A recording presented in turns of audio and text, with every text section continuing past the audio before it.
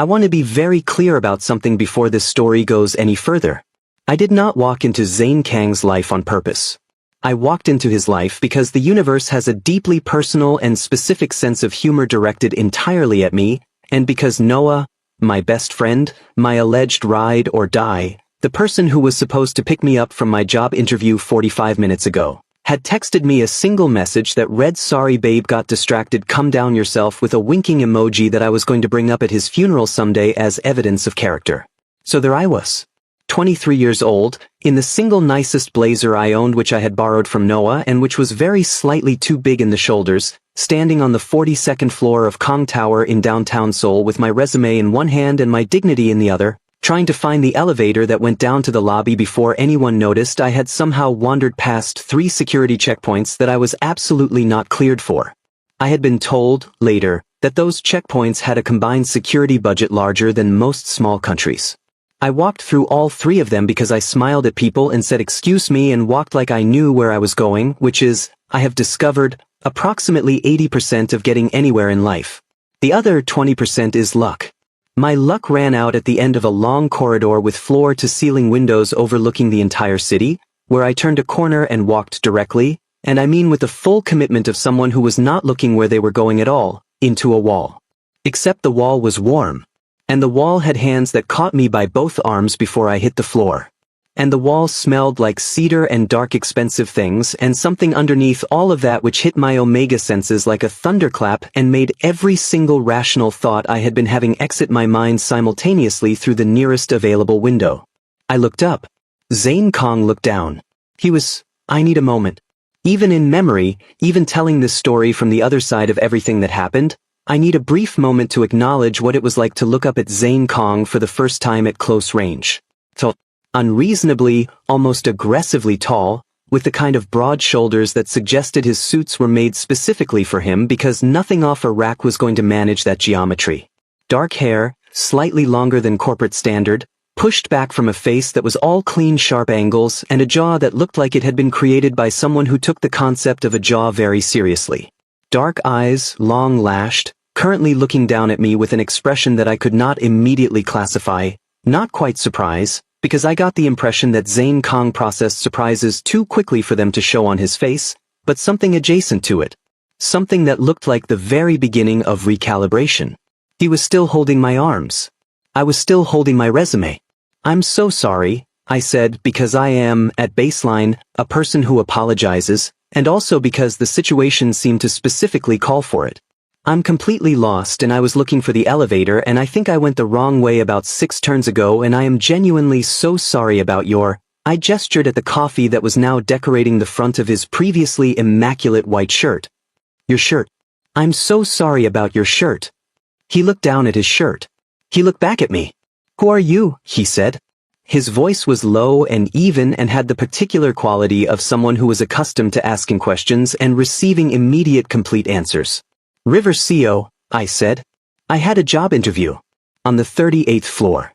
I think I overshot by 4 floors, which is a metaphor for my entire life, honestly." I held up my resume. "I have documentation." Something happened at the corner of his mouth. Something extremely small and extremely fast that was gone before I could fully confirm it had been there at all. "River Seo," he said, like he was filing it somewhere. "That's me," I confirmed unnecessarily. A man appeared at Zane's shoulder, broad, dark-eyed, with the alert stillness of someone whose entire existence was structured around anticipating problems. He looked at me. He looked at the coffee on Zane's shirt. He looked at Zane's face. And something moved through his expression that he immediately and professionally suppressed. That was Marcus. I would understand the suppressed expression much later. "Sir," Marcus said, "you're 9 o'clock. "Reschedule it," Zane said without looking away from me. Marcus paused for precisely 1 second. "Sir?" "Reschedule it, Marcus." Another pause. "Of course." Zane looked at me with those dark eyes that were doing something I could not name. Something focused and intent and slightly dangerous in a way that my omega biology was responding to with enormous enthusiasm and zero permission from me. "Which position?" he said. I blinked. "I'm sorry. Your interview. Which position were you applying for?" "Oh." I checked my phone with my free hand. Junior Content Coordinator. Communications Department. He was quiet for a moment. Then, walk with me. What? You're already 4 floors above where you need to be. He turned and began walking back down the corridor with the unhurried certainty of someone who had never once in his adult life needed to check if people were following him. They simply did. I'll take you down myself. I stood holding my resume for approximately 2 seconds. Then I followed him. Because of course I did. Because he was Zane Kong and he had just rescheduled his 9 o'clock for no reason I could identify, and the cedar and dark expensive things smell was already doing something catastrophic to my higher reasoning functions. In the elevator he stood beside me and looked straight ahead at the doors and said nothing for 11 floors. I counted. And then, as the doors opened on 38, he said without turning his head, "You got the job." I stared at the side of his face. The interview hasn't happened yet. "It just did," he said simply. "Welcome to Kong Enterprises, River CO." The doors closed. I stood in the hallway of the 38th floor alone with my resume and my completely destabilized nervous system and the lingering ghost of cedar and dark winter air. My phone buzzed. "Noah, how did it go, babe?" I stared at my phone. "I have absolutely no idea," I typed back. I have absolutely no idea what just happened. What had just happened, as I would spend the next several months slowly and catastrophically discovering, was this. Zane Kong had looked at me for 30 seconds in a hallway on the 42nd floor. And something in him, something that had been locked behind glass for longer than either of us knew, had quietly, irrevocably, decided. Working at Kong Enterprises was, in most respects, exactly what I had expected. The office was beautiful in the cold architectural way that very expensive things are beautiful, all glass and steel and clean lines, the kind of space that made you feel both inspired and slightly afraid to touch anything. My colleagues were competent and professional and moved through the corridors with the particular focused energy of people who understood that working for Zane Kong meant performing at a standard that left no room for approximately anything.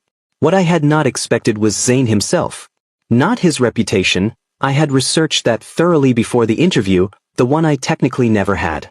Zane Kong, 31, inherited Kong Enterprises at 26 after his father's retirement, doubled its value in 3 years through a combination of strategic ruthlessness and an apparently supernatural ability to see around corners in business. Cold. Precise. Demanding. Not cruel by all accounts, but completely without sentimentality in his professional dealings, which covered approximately everything he did because Zane Kong, by every available account, did not have a personal life. What I had not expected was the coffee. On my 3rd day, there was a coffee on my desk when I arrived. Not from the office machine. From the good place. My order, which I had mentioned exactly once, in passing, to Noah on a phone call I had taken in the lobby 2 days earlier. I asked my desk mate Sora about it. She shrugged. "It happens sometimes," she said. "The building had an account with the cafe. People got coffees sometimes." On my 4th day there was another one. On my 5th, I started paying attention. The coffees were always there before I arrived, which meant someone had placed the order knowing what time I got in, which I had not told anyone because my start time was technically 9, but I consistently arrived at 8:15 because I was, fundamentally, a person who was anxious about being late to things. Someone had noticed I arrived at 8:15. On my 2nd week I was working late, past 9, which I felt terrible about and which was entirely due to a project deadline that had been moved without sufficient notice, and there was food on my desk. Takeout from the Korean place 3 blocks over. My order, which I had never placed with anyone at this office. I sat and looked at the food for a long time. Then I ate it because I was hungry and it was very good. Then I opened my laptop and stared at my screen and thought very carefully about what it meant that someone in this building knew my coffee order and my food order and my arrival time, and was acting on all 3 pieces of information without saying anything about it. I had a theory. I dismissed my theory immediately because my theory was insane and involved the CEO of a major corporation anonymously feeding a junior employee he had met once in a hallway for 30 seconds, and that was not a thing that happened in the real world. On my 3rd week, the insane thing happened. I was in the elevator going up to a meeting, a small one, communications team, nothing that should have involved anyone above my direct manager, when the doors opened on the 32nd floor and Zane Kong stepped in. He looked at me. I looked at him. River CO, He said, like the name was something he kept somewhere accessible. Mr. Kong, I said, with the composure of someone whose heart had not just done something aerobatic. He stood beside me. He looked at the elevator doors.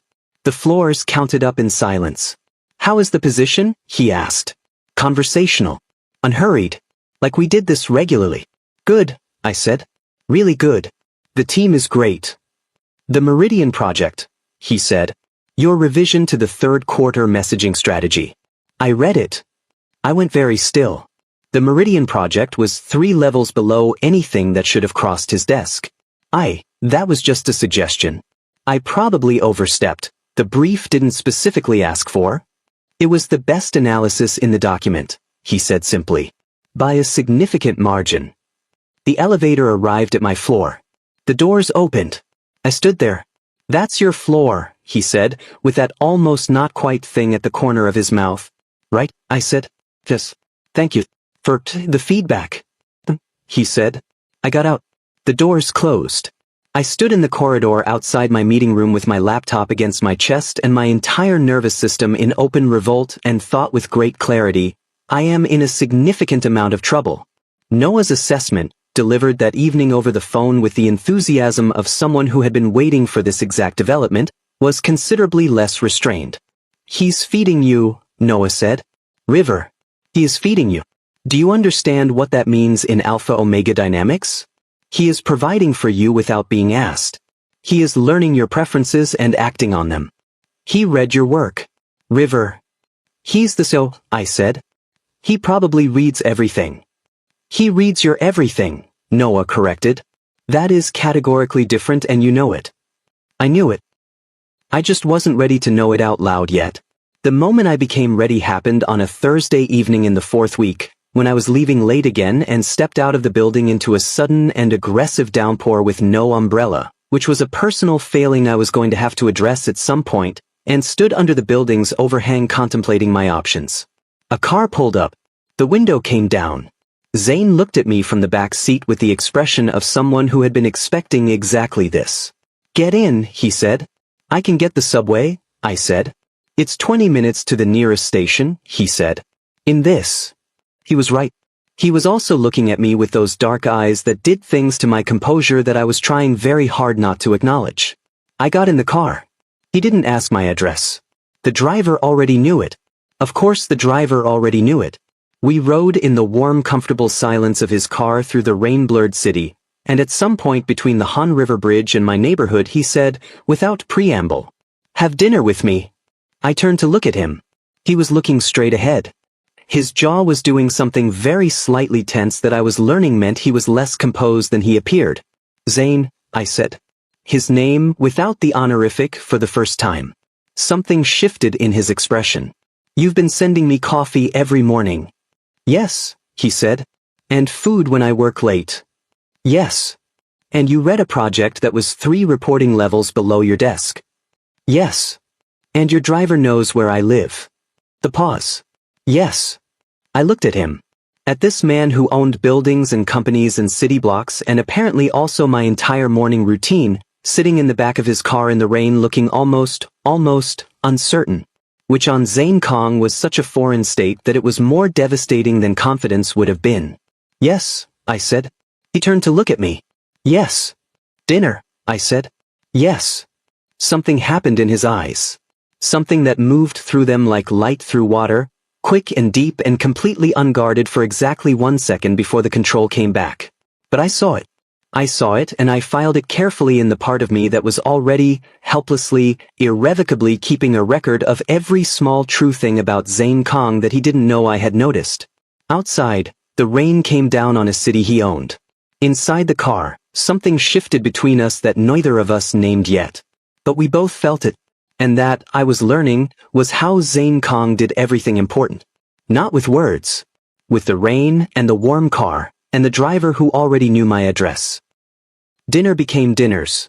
Dinners became the specific gravitational event that restructured my entire weekly schedule without me noticing until Noah pointed out that I had canceled on him 4 times in 3 weeks and was I aware that I smiled differently when I was about to go see Zane and yes he had been keeping track and no he was not going to stop. I smiled differently. I filed that away and refused to examine it. Zane took me to restaurants that had no signs outside and required knowing someone to get a reservation, and I ate food that I could not have afforded to look at before this job, and he sat across from me and gave me his complete, undivided attention in a way that I was slowly understanding was extraordinarily rare for him. The way he set down every other thing he carried and simply looked at me and listened, really listened, like what I was saying was the most interesting thing happening in any room he had ever been in. It was the most dangerous thing about him. Not the power. Not the money. Not the cedar and dark winter air scent that still hit me every time he was close enough for me to catch it. The listening. The way he remembered everything I had ever said, down to the smallest offhand comment, and brought it back weeks later with the casual certainty of someone for whom nothing I said had been forgettable. He told me things too. Slowly. In pieces, the way someone tells things when they have been careful for a long time and are out of practice at being anything else. His father's expectations. The weight of the name. The particular loneliness of rooms full of people who wanted things from you. Do you ever wish you could just, I said one evening, 3 dinners in, watching him from across the table, disappear for a while. Be nobody. He looked at me. Every day, he said simply. We were quiet for a moment. Where would you go? I asked. He considered this with the seriousness he brought to everything. Somewhere with terrible Wi-Fi and good coffee, he said. And no one who knows my name. I laughed. A real one, surprised out of me, and something happened in his face that I was beginning to recognize. The thing that happened when I laughed. The thing he couldn't control and probably didn't know he was doing. He looked at me like I had given him something. The night everything shifted, cracked open, restructured itself into something neither of us could take back, was a Friday in late October. We had dinner. We walked along the river after, which had become a thing we did without discussing it. The city lights doubled in the dark water and the air cold enough to make our breath visible. He had given me his jacket somewhere in the first block without asking, which had also become a thing, and I was wearing it and he was in his shirt sleeves and looking completely unbothered by the temperature in the way that large alpha men apparently are, constitutionally. We stopped at our usual spot. A bench overlooking a particular curve of the river where the city lights made the water look like something from a painting, and sat close in the dark and talked about nothing important for a while, which was the thing I loved most about being with him, that we could do that the silences were never uncomfortable but just present, like another thing we were sharing. And then 2 men appeared. They came from the direction of the parking area, moving with the specific purposeful energy of people who were not on an evening walk, and Marcus, who I had learned was always somewhere nearby even when I couldn't see him, materialized from approximately nowhere with the alert stillness of someone who had already assessed the situation and made several decisions. One of the men looked at Zane. "Kang," he said. Not respectfully. Zane went very still beside me.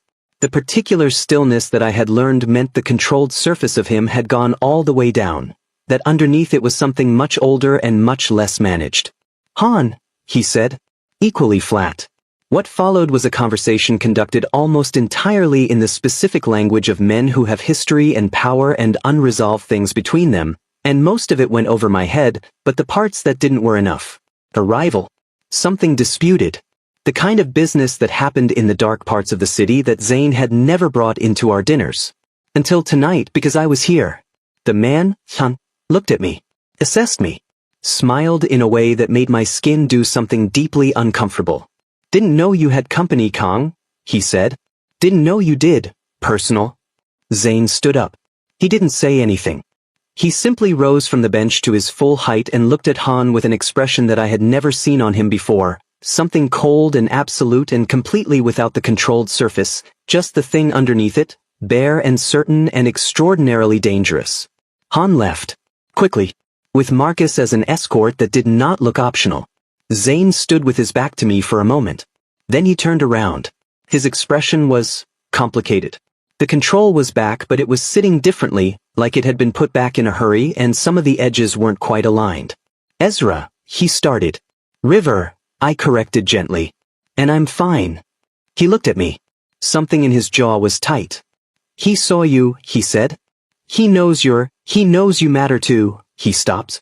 Like the sentence had taken him somewhere he hadn't planned to go. I stood up from the bench. I was still wearing his jacket. I looked at him. This vast, controlled, quietly devoted man standing in the October dark with his edges slightly misaligned for the first time, and I made a decision. I reached up and put my hand against his jaw. He went completely still. The kind of still that meant something in him had stopped breathing. "Zane," I said softly. "Whatever that was, it's okay." "It's not," he started. "It's okay," I said again more firmly. "I know who you are. I knew before I got in the car that first time. I'm still here." He looked at me for a long moment. His hand came up and covered mine where it rested against his jaw, holding it there, and his eyes did the thing. The thing where the control dropped and what was underneath came forward, unguarded and enormous, and looking at me like I was the only fixed point in a world that had been spinning too fast for too long. He turned his face and pressed his mouth to my palm. Certain. Deliberate. My breath left me completely. He stepped closer. He was very close now, close enough that the cedar and dark winter air was all I could smell, close enough that I had to tilt my head up to keep looking at him, close enough that the space between us was less a distance and more a decision. "River," he said. My name, low and unhurried, like he had been keeping it somewhere careful. "Yes," I said. He kissed me. Not like a question. Like an answer he had already arrived at a long time ago and was only now, finally, delivering. One hand curved around my jaw, the other finding the small of my back and drawing me in with a certainty that made it clear this was not an impulse. This was Zane Kong executing a decision he had made with the same focused deliberateness he brought to everything that mattered. I kissed him back with everything I had. The city lights shimmered in the river. The October air wrapped around us. And somewhere nearby Marcus looked at the middle distance with the professional stoicism of a man who had seen this coming for 8 weeks and was privately enormously relieved. Later, much later, in his penthouse with the city spread out below us like something he had arranged specifically for the view, he held me against him with the particular quality of someone who had made a decision and was now completely committed to its consequences. His hands traced patterns on my back, slow and deliberate and warm, and I lay with my cheek against his chest listening to his heartbeat, which was, I was pleased to note, not entirely steady. "You're not as controlled as you think you are," I told his chest. The pause. "No," he agreed quietly. "Not lately." "Since when?" I asked. The silence that followed was 3 seconds long. 42nd floor, he said. 30 seconds. "You apologized for my shirt." I closed my eyes. 30 seconds. He had known in 30 seconds. "Zane," I said softly. "I own you," I said. Gently. Completely without arrogance. Just the simple, accurate truth of it. The arms around me tightened. Slowly. Fully. "Yes," he said quietly into my hair. "You do." Outside, the city glittered. Inside, the most controlled man I had ever met held me like letting go was something that was simply never going to happen. And I let him. Because some things are worth letting happen to you. 3 months. 3 months of dinners and river walks and his jacket and coffee on my desk every morning and the specific texture of being loved by Zane Kong, which was unlike anything I had ever experienced because it was simultaneously enormous and quiet, vast in its consistency, in the attention and the care and the way he arranged the world around me without drawing attention to the arranging, and quiet in the way it was delivered, without declarations or performances, just the steady, unwavering fact of it, present every single day. He still hadn't said it. Noah had opinions about this. Noah had opinions about everything, but this one he delivered with particular frequency and feeling. "He has to say it eventually," Noah said on a Tuesday, eating my food on my couch with the comfort of someone who had been doing this for years. "It's been 3 months. You can't just do love at someone indefinitely without using the word." "He shows it," I said. "River. My dearest friend." Noah turned to look at me with the expression of someone selecting their words carefully and then deciding not to. "He bought the coffee cart in the lobby of your building so you'd never have to walk to the cafe in bad weather. He bought it. He owns it now. He will never tell you this. Marcus told me." I stared at him. "He bought the coffee cart," I said slowly. "He bought the coffee cart," Noah confirmed. I sat with this for a moment. "That's insane," I said. "That's love, River," Noah said, gesturing with my chopsticks. "Deranged, overcapitalized, couldn't just say 3 words love." I was still sitting with the coffee cart when my phone rang. It was Marcus. Marcus never called me directly. The fact of Marcus calling me directly sent a cold wire of something through my chest before he said a single word. "River," he said, and his voice had the specific careful quality of someone managing information. "There's been an incident. Mr. Kong he's all right. But I think you should come." The incident was a car. A targeted one. The rival, Han, from the river, had decided that the most effective pressure point on Zane Kong was the thing Zane Kong had accidentally made visible on a riverbank in October. Except they had gotten the wrong car. Zane's decoy vehicle, traveling the route they had correctly identified as mine. The actual damage was to property and to two of Marcus's team who would recover fully. Zane himself was untouched.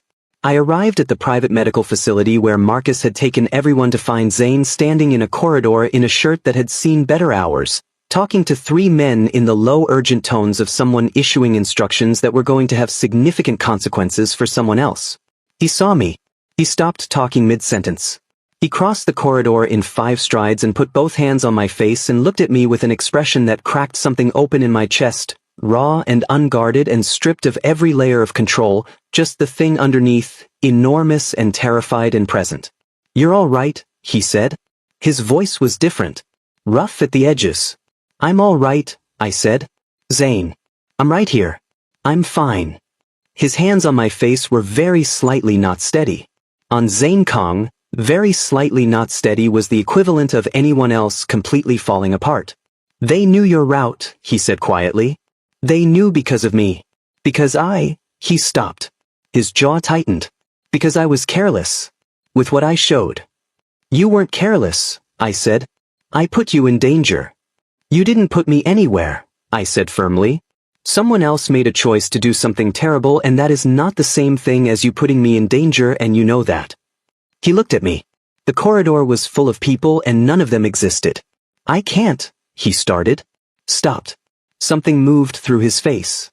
"If something had happened to you." "It didn't," I said. "River." My name in his mouth, rough and low and stripped of everything except what it actually meant to him. "I need you to understand. I need you to know that you are the—" He stopped again. And I watched Zane Kong, the most controlled, precise, self-contained person I had ever known, stand in a corridor and try to find words for something that was too large for the container he had built for himself, and come up against the edges of it and struggle, and I felt something in me go completely and permanently soft. I stepped forward. I put my arms around him. He stood very still for exactly 1 second. Then he held me back. Both arms, completely, with the total commitment of a man who had been holding this in for 3 months and had run out of reasons to keep doing that, his face pressed against my hair, his hold on me so certain and so complete that I felt it in my whole body like a key turning in a lock. The corridor full of people looked away with great professional diplomacy. "I know," I said quietly into his chest. "Zane, I know. You don't have to say it." His arms tightened. "I'm going to say it," he said. Rough, quiet, like a decision being made out loud in real time. "I'm going to say it because you deserve to hear it and because I have been saying it in every other possible way for 3 months and that is not." He pulled back to look at me. His eyes were very dark and very close and completely unguarded. "That is not enough. You deserve the actual words." I looked at him. "River CO," he said, and his voice had found its steadiness again, that low, unhurried certainty, but underneath it was something new, something open, something that had been behind glass for a very long time and had finally, quietly, been let out. "I love you.